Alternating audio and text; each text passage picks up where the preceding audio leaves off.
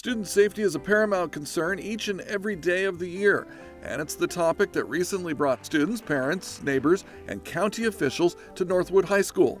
So I'm here to talk about safety, learn about safety. I'm not just a state delegate, I'm also a parent of a high schooler, middle schooler, and an elementary school student. We're here today for the Arrive Alive Forum, which is a Safe Routes to School forum and workshop. We are wanting people to learn about the many different ways that we can improve the safety of students as they walk and ride their bike and ride the bus to school.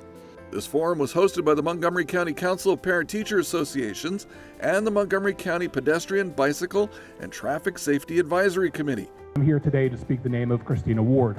To start off the day, we heard from Mark Cohen, who is the principal of Seneca Valley High School, about a tragic crash that happened at his school years ago. And then we heard from two families whose children were involved in a crash just last year. It's been a long road, and we are still recovering from this tragic accident. But I am so glad and, thank God that he is alive. Attendees then had opportunities to network and attend workshops. The statistics say that students are 70 times safer when they're riding in a school bus than they are going to school in an automobile.